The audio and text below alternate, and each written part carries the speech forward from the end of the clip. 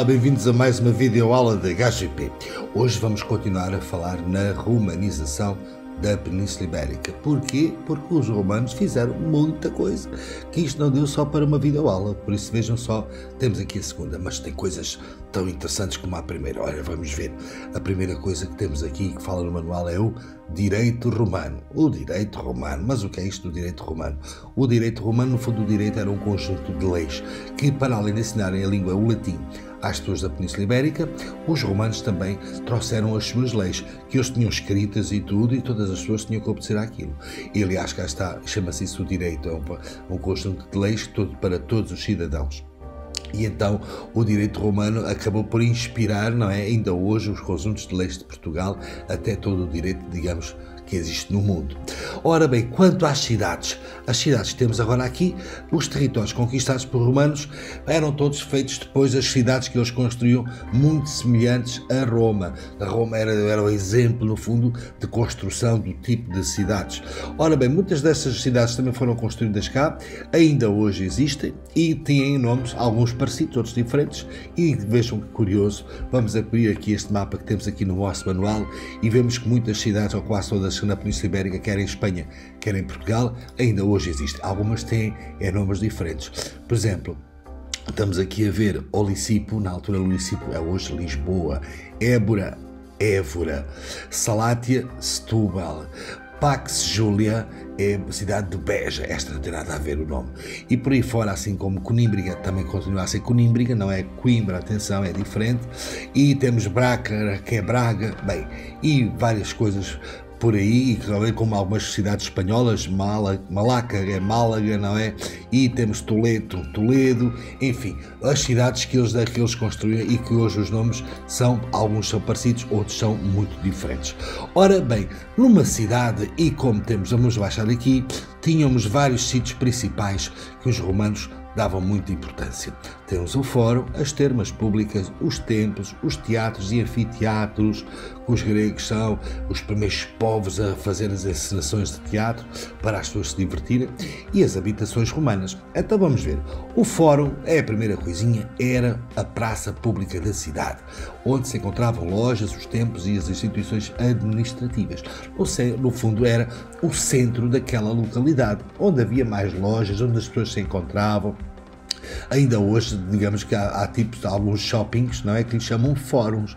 Fórum por isto mesmo, que vem da altura dos romanos, vejam só, era o fórum. Vamos passar aqui a página ao lado, temos aqui nesta imagem, cá está o fórum, aqui nesta zona aqui central, era então onde as pessoas da cidade todas se reuniam para se encontrar, para conversar ou para fazer algumas compras.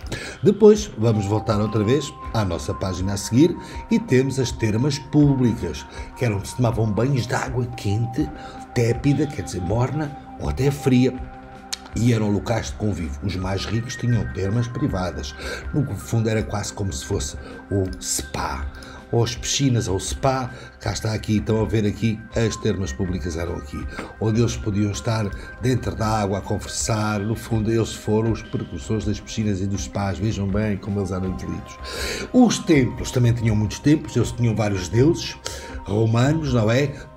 Temos aqui o exemplo do templo romano em Évora, na cidade de Évora, no Alentejo, que é o templo de Diana. Diana, devo-vos dizer que era a deusa da caça, e que os romanos fizeram esse templo para lhe prestar o seu culto, as suas orações, as suas rezas.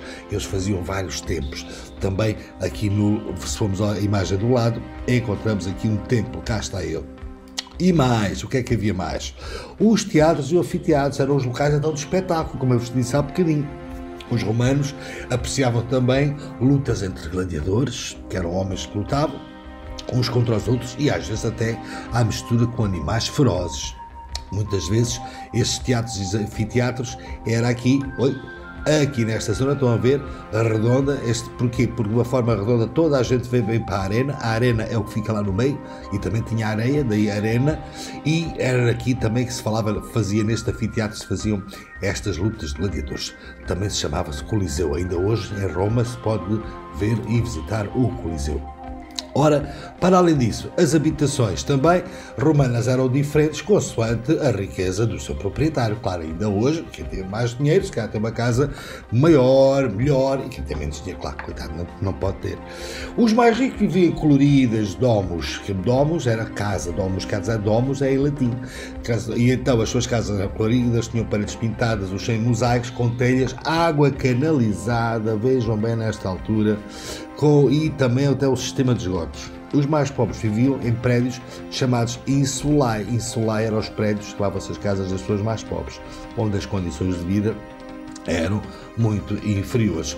Ora bem, ainda por curiosidade, podemos ver aqui um exemplo no nosso livro de uma casa de um romano rico. Vocês vejam, cá está ele as suas termas, estão a ver? Até tinha aqui um escorrega para dentro desta água, desta piscina. No fundo isto eram as termas.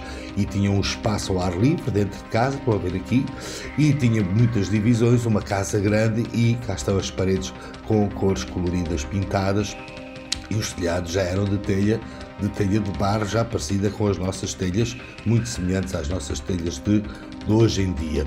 E como veem, esta era então a casa do rico, e aqui também temos ainda umas ruínas de um repouso, cá está, que eles tinham muitas vezes dentro da casa, não consegui abrir, ainda voltei a abrir a mesma, vou mexer outra vez, mas pronto, não está fácil, mas conseguem ver perfeitamente, e se formos à internet conseguimos sempre descobrir imensas imagens de vestígios dos romanos.